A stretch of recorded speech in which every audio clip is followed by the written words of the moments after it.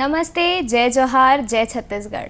मैं मल्लिका सुभाशीष आप सभी साथियों का स्वागत करती हूं हमारे आज के कार्यक्रम विकास के पथ पर में। जैसा आप जानते हैं, हमारे इस कार्यक्रम का उद्देश्य होता है आप तक अधिक से अधिक आदिवासी समुदाय के बारे में जानकारी लाना, और ऐसे ही एक विषय के साथ एक बार हम फिर हाजिर हैं। दोस्तों, आप जानते हैं हमारे क्षेत्र में सबसे अधिक आदिवासी निवास करते हैं और इसीलिए इनकी संस्कृति के बारे में हमें जानना चाहिए। इस विषय पर हमसे ढेर सारी बातें करने आज हमारे साथ स्टूडियो में मौजूद हैं राहुल कुमार सिंह जी। राहुल जी, आपका स्वागत है। हमारे आज के कार्यक्रम का विषय है माओवादी क्षेत्रों में सांस्कृतिक विविधता। तो राहुल जी, मैं सबसे पहले आपसे जानना चाहूँगी, जब हम माओवादी क्षेत्रों की बात करते हैं तो इनकी संस्कृति एक बाकी संस्कृतियों से अलग देखी जाती है, तो इस पर आप क्या बताना चाहेंगे? ये एक पहले थोड़ी एक पृष्ठभूमि की चर्चा कर लें जी। छत्तीसगढ़ का क्षेत्र है मुख्य रूप से सरगुजा और बस्तर का क्षेत्र, जो सरगुजा यानी छत्तीसगढ़ का उत्तरी क्षेत्र और बस्तर यानी दक्षिणी क्षेत्र, ये दोनों ऐसे क्षेत्र हैं जो जनजातीय संस्कृति यहाँ है और माओवाद से प्रभावित भी रहे हैं। बस्तर अंचल विशेष रूप से इसका प्रभाव रहा है क्योंकि आंध्र प्रदेश या तेलंगाना की सीमा से जुड़ा हुआ या महाराष्ट्र की सीमा से जुड़ा हुआ, तो दूसरी तरफ उड़ीसा की सीमा से जुड़ा हुआ। तो जब हम इस क्षेत्र की संस्कृति की बात करते हैं तो यहाँ अलग अलग समुदाय के लोग हैं। माड़िया, मोड़िया जो जनजाति, धुरवा, भतरा, परिजा, अलग अलग समुदाय के लोग हैं और इन सभी समुदायों की अपनी संस्कृति अलग अलग है। जैसा कि हमेशा होता है, हर समुदाय में होता है कि उनकी अपनी संस्कृति, अपनी परंपरा, कुछ उसका कारण अपने भौगोलिक पृष्ठभूमि, कुछ उनकी परंपराएं, कुछ रहन सहन, कुछ उनके विचार, इनसे संस्कृति विकसित होती है। और हम देखते हैं कि विशेषकर अगर हम बस्तर की बात करें तो बस्तर में अपने सीमावर्ती राज्यों से, क्षेत्रों से ये प्रभाव आया है और विभिन्न जनजातियों की, विभिन्न समुदायों की संस्कृति पृथक पृथक है, भिन्न है। हम जैसा जानते हैं आदिवासी अपनी संस्कृति से काफ़ी जुड़े होते हैं, तो इनकी संस्कृति की ऐसी क्या विशेषताएं हैं या ऐसा क्या है जो ये बाकी संस्कृतियों से अलग मानी जाती है, या ये अलग है, थोड़ी भिन्न है? देखिए, किसी संस्कृति को इस तरह से अलग करके देखना, आदिवासी संस्कृति या ग्रामीण संस्कृति या गैर ग्रामीण, गैर आदिवासी, गैर लोक संस्कृति, इस तरह से देखना तो शायद संस्कृति की, क्योंकि अपनी कोई मानक नहीं है। संस्कृति के साथ हम दो चीज़ों का विशेष ध्यान हमको रखना होता है कि एक तो पहली चीज़ कि संस्कृति परिवर्तनशील होती है, जो परिवर्तित नहीं होती है वो रूढ़ियाँ होती हैं। कुछ रूढ़ियाँ भी संस्कृति के अंश होती हैं, लेकिन संस्कृति और परंपराएं हैं वो चाहे थोड़ा वक्त अधिक लगे लेकिन वो परिवर्तनशील होती हैं। और सभी, जैसा मैंने कहा कि सभी ऐसे समुदाय हैं जिनकी अपनी संस्कृति अलग है। अगर जनजातीय समुदाय की संस्कृति की हम बात करें तो हम देखते हैं कि जनजातीय समुदायों का निवास क्षेत्र है वो दुर्गम क्षेत्र, पहाड़ी, जंगल, या अगर उसे बहुत संक्षेप में कहें तो वो प्रकृति के अधिक निकट निवास करते हैं, भौतिक संसाधनों, भौतिक सुविधाओं से दूर होते हैं। तो दरअसल हम भौतिक सुविधाओं के साथ जितना जुड़ने लगते हैं, हमारी संस्कृति में उन भौतिक सुख सुविधाओं की, भौतिक स्थितियों की, उनका प्रभाव हमारी संस्कृति पे आता है और शामिल होने लगता है। जो जनजातीय समुदाय इससे दूर हैं वो अपनी संस्कृति से, प्रकृति से ज़्यादा जुड़े हुए होते हैं। एक शब्द बहुत प्रचलित है, घोटुल, उसका क्या मतलब होता है? देखिए, घोटुल एक उसका उच्चारण गोटुल भी उसको कहा जाता है। तो ये जो बस्तर का क्षेत्र है, बस्तर में विशेषकर नारायणपुर, वर्तमान जो नारायणपुर जिला है, जी। और अबूझमाड़ का क्षेत्र एक तरह से जिसको प्रवेश द्वार गेटवे कहा जाता है अबूझमाड़ का, तो इस क्षेत्र में ये ज़्यादा इसका प्रचलन है और ये युवा गृह हैं। और इसकी चर्चा इसलिए होती है क्योंकि ये एक तरह से क्लब हाउस माने जाते हैं और बहुत सारी इसके बारे में ऐसी भी अवधारणाएं हैं जो भ्रामक हैं। वस्तुतः घोटुल आदिवासी जनजातीय परंपराओं की, अपने लोकाचार की एक ऐसी औपचारिक इनफॉर्मल स्कूल है, इनफॉर्मल सेंटर है, जहां वो अपनी परंपरा को, अपनी संस्कृति को, अपने नृत्य, अपने गीत, अपनी आस्था, अपने विश्वास को एक साथ रहते हुए वो इनहेरिट करते हैं, अपने संस्कार में लाते हैं, विकसित करते हैं और जीवन का वो पाठ सीखते हैं जो उनके आने वाले समय में, आने वाली पीढ़ी में वो सौंप सकें। और उसके साथ ये एक तरह का ऐसा सामुदायिक केंद्र भी होता है जिस केंद्र में वो कोई भी ऐसी निर्णय है, कोई भी ऐसा कार्य है तो वो सार्वजनिक रूप से, एक आप कह सकते हैं कि ये डेली मीटिंग है, रोज मिलते हैं, रोज उस बात की चर्चा होती है। तो ये एक तरह के ऐसे संस्कार केंद्र हैं, ऐसे इनफॉर्मल, एक अनौपचारिक संस्थाएं हैं, इनफॉर्मल स्कूल्स हैं ये। जैसा अभी आप बता रहे थे, यहाँ ये अपनी प्रकृति के निकट होते हैं, इनमें जंगल में ज़्यादातर ये निवास करते हैं और जंगल को देवता माना जाता है, मतलब तो वहाँ ऐसे कौन से त्यौहार या परंपराएं हैं जो इससे संबंधित हैं और वो मनाते हैं? देखिए, ये बहुत एक रोचक चीज़ है। मैं छत्तीसगढ़ के संदर्भ में विशेषकर अगर बात करें हम सरगुजा क्षेत्र की, जो छोटा नागपुर से लगा हुआ क्षेत्र है, तो उस क्षेत्र में जो सरना की परंपरा है, और सरना होता है जो शाल या सरई वृक्षों का समूह होता है, वनखंड होता है, उसको सरना के रूप में पूजा जाता है। तो ये पवित्र वनखंड होते हैं। इसी तरह जो जनजातीय समुदाय के देवता हैं वो नदियों पे, घाट पे, वन में वन देवियाँ होती हैं, पहाड़ियों पे वो उनके देवता स्थापित होते हैं। और अगर कोई उनका मूर्त रूप न रहे तो वो अमूर्त भी उस देवता की एक अवधारणा या संकल्पना होती है जिसकी वो पूजा करते हैं, जिस पे विश्वास करते हैं। जाति पंचायतें वहाँ होती हैं, जातिगत फैसले होते हैं, सार्वजनिक फैसले होते हैं, उस स्थान का सम्मान किया जाता है, उस क्षेत्र की लकड़ी नहीं काटी जाती। तो इस तरह का विश्वास उनका अपना होता है और ये अपनी परंपराओं में अपने इस प्रकार के देवता, या बस्तर क्षेत्र की बात करें तो अलग अलग पंडुम होता है वहाँ। पंडुम इस तरह के उत्सव हैं या पर्व हैं, कहिए कि जो अलग अलग, अगर धान बोना है तो उसका पंडुम होगा, आम के वृक्ष में फल लगे और फल उसका तोड़ना है, खाना है, तो वो आम का पंडुम है।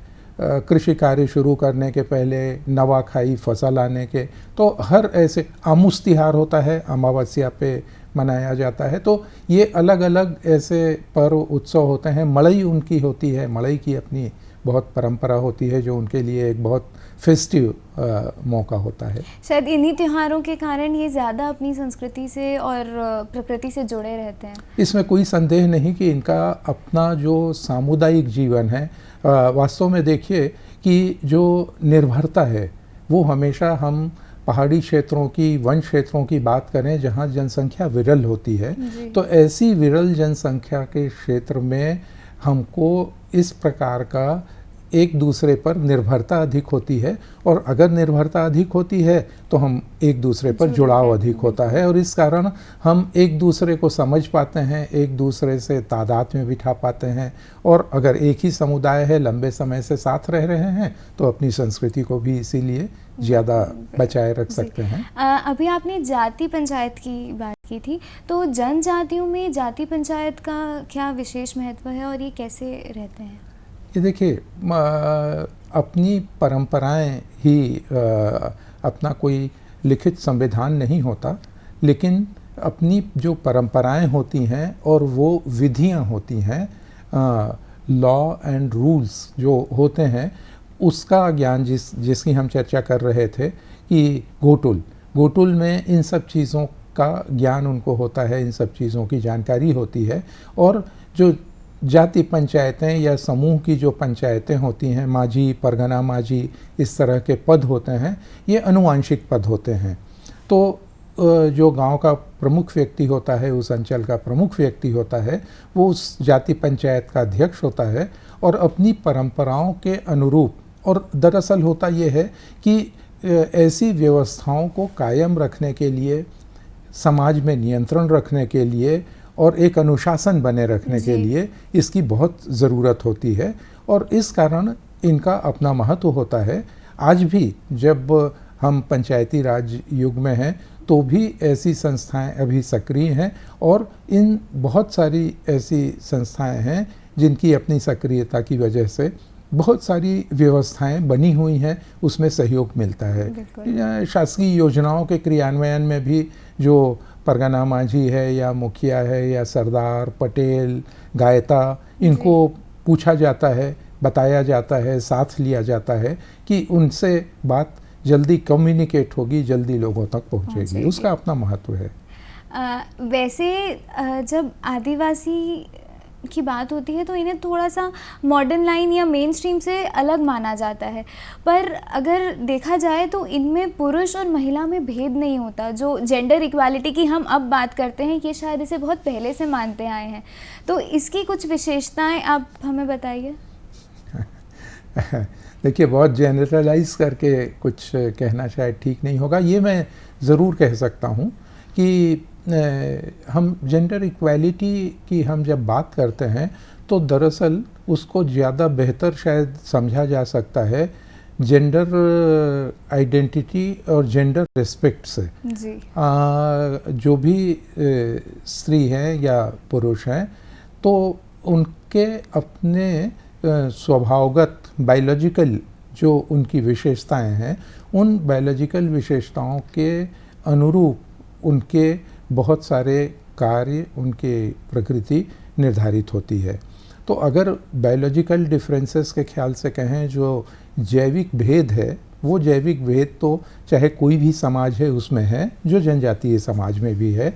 लेकिन हम अगर इक्वालिटी, समानता की बात करें तो इसमें कोई संदेह नहीं है कि जनजातीय समुदाय में जिस तरह का कई बार स्वतंत्रता, जो हमारी खासकर जो शहरी या नागरिक जीवन है, सभ्यता है, उसमें विशेषकर जो मध्य वर्ग है या निम्न मध्यम वर्ग है, उसमें जिस तरह से टैबूज, जिस तरह से निषेध, जिस तरह से, और शायद वो सामाजिक परिस्थितियों की आवश्यकता भी होती है, कुछ अपने संस्कार होते हैं, लेकिन उन चीज़ों को लेकर एक बहुत स्वाभाविक किस्म का खुलापन है, और निश्चित रूप से उसमें एक दूसरे का सम्मान भी है, एक दूसरे का कार्य विभाजन भी है।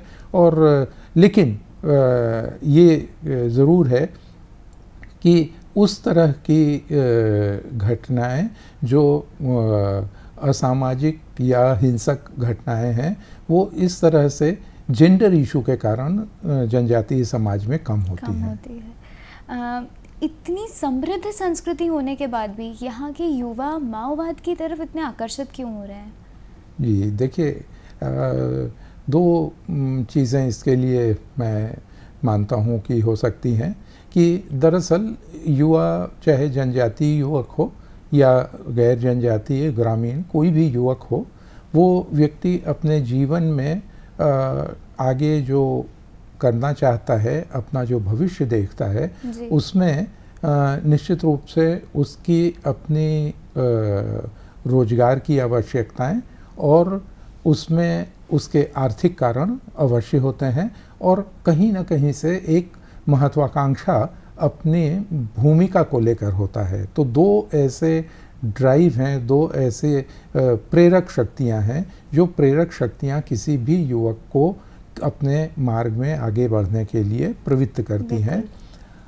जो माहौल है विशेषकर बस्तर क्षेत्र का, बस्तर क्षेत्र में एक ऐसा कोई युवक है जिसने माओवादी संगठनों में गया है और उनके प्रभाव में आ गया है, और प्रभाव में आने के बाद अब उनके नियंत्रण में है, चाहे मन से चाहे बेमन से।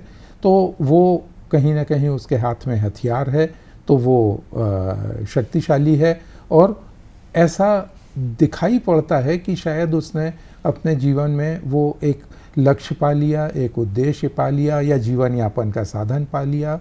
तो दरअसल ये जो आर्थिक आवश्यकता है, रोजगार है, और दूसरी चीज़ महत्वाकांक्षा है, अपना प्रभुत्व, अपना महत्व स्थापित करने का। ये दो कारण मुझे ऐसे लगते हैं जो वहाँ के कुछ युवक माओवाद की ओर आकर्षित होते हैं। इन क्षेत्रों में हाट बाज़ार को संस्कृति और परंपराओं का केंद्र माना जाता है, तो यहाँ के हाट बाज़ार के बारे में कुछ बताइए।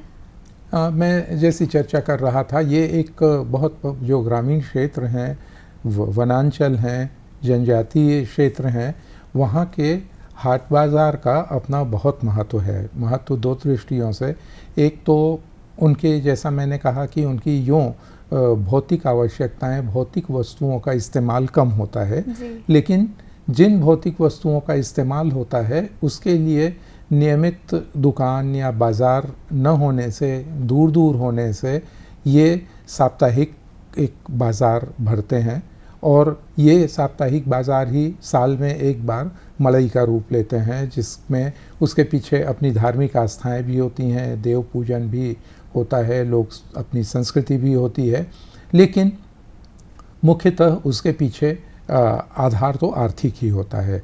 और ये दोनों तरह से जो हाट बाज़ार हैं, एक तो जो वनोपज हैं, उन वनोपज का या स्थानीय तौर पर ऐसी वस्तुएं जिसका उत्पादन वो प्राकृतिक रूप से या अपने उद्यम से कर सकते हैं, तो ऐसी वस्तुओं, उत्पादित वस्तुओं का मूल्य वहाँ उनको प्राप्त होता है। और जो बाहरी संपर्क की वस्तुएं हैं, ऐसी वस्तुएं का एक समय था जब बहुत छोटे गांवों में बाकी सब चीज़ें तो हाट बाज़ार में मिलती थीं, साप्ताहिक बाज़ार में मिलती थीं, लेकिन उपलब्धता दिया सलाई, नमक, साबुन, बिस्किट, तंबाकू, इस तरह की चीज़ होती थी।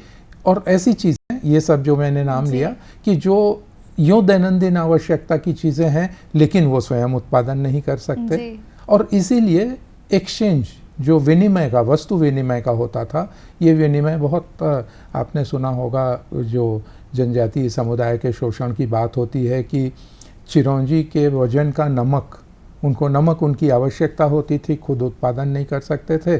चिरौंजी वनोत्पाद होता था जिसके लिए उन्हें कोई मूल्य नहीं चुकाना है, सिर्फ उसके लिए श्रम है, और वो एकत्र करना, और वो एकत्र करके वो नमक के बदले वो बदल लेते थे, और फिर भी उन्हें ये सस्ता सौदा लगता था। लेकिन अब जो अभी वर्तमान व्यवस्था है, लघु वनोपज के क्रय के केंद्र हैं, शासन ने इसका इंतज़ाम कर रखा है, और इसके कारण इस स्थिति में परिवर्तन आया है। मैं जब जनजातियों में की बात होती है तो इनकी कला संस्कृति या इनमें मूर्ति कला काफ़ी प्रचलित रही है, तो इनकी कला के बारे में कुछ बताइए। देखिए, जनजातीय संस्कृति में, या बल्कि संस्कृति के बजाय हम ज़्यादा बेहतर है कहें कि उनके जीवन में कला है, वो कला एक तरह से उनके जीवन का हिस्सा है। वो चाहे गीत हो, नृत्य हो, संगीत हो, हम कला या संस्कृति को इस तरह से देखें कि एक कला या संस्कृति वो हो सकती है जिसको हम कहते हैं सांस्कृतिक प्रस्तुति।